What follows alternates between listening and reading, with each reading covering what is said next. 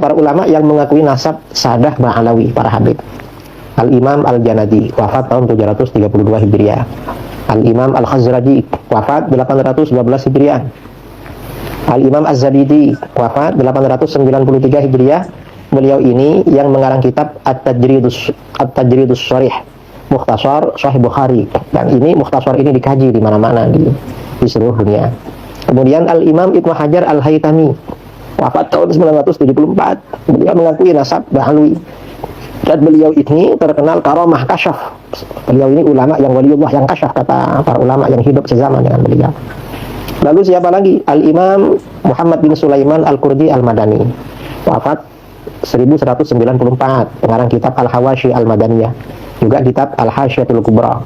Juga Al-Imam Al-Hafidh As-Sayyid Murtadha Az-Zabidi, beliau ini nasabah ya, pakar nasab. Beliau wafat 1205 Hijriah. Beliau mengakui nasab para habaib dalam banyak kitabnya. Di antaranya dalam kitab Ithafus Sadah Al-Muttaqin, Syarah Ihya Ulumuddin, dan di dalam kitab Tajul Arus min Jawahir Qamus, Syarah Al-Qamus. Beliau mengakui nasab para habaib. Kemudian siapa lagi? Al-Imam Asy-Syarqawi, Abdullah bin Hijazi Asy-Syarqawi, wafat tahun 1227 Hijriah. Beliau di dalam kitabnya Tabaqat Asy-Syafi'iyah ya.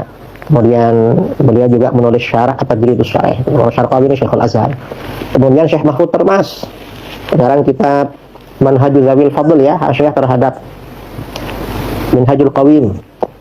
Beliau wafat 1308 Hijriah. Kemudian siapa lagi? Syekh Nawawi Al-Bantani, wafat tahun 1316 Hijriah. Kemudian Kiai Hasyim Asy'ari dan semua ulama NU.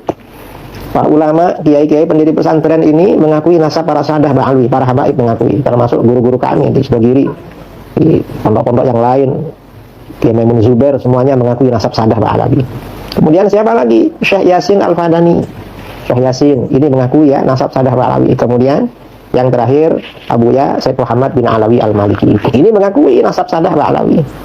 Dan jangan dibilang beliau-beliau itu bukan nasabah, gak ngerti nasab. Kamu yang bilang begitu bukan apa-apa, gak ngerti apa-apa, kamu bukan ahli, bukan. Walaupun bilang dia seorang peneliti, lalu orang lain dibilang hanya membaca naskah.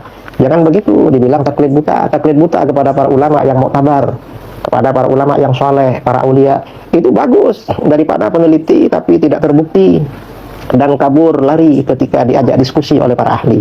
Sungguh itu bukan peneliti, itu hanya mencari sensasi. Itu kita nggak perlu terpengaruh lah dengan segelintir orang yang nggak mengakui nasab para Sadah Ba'alawi, para habaib, karena mereka bukan orang alim.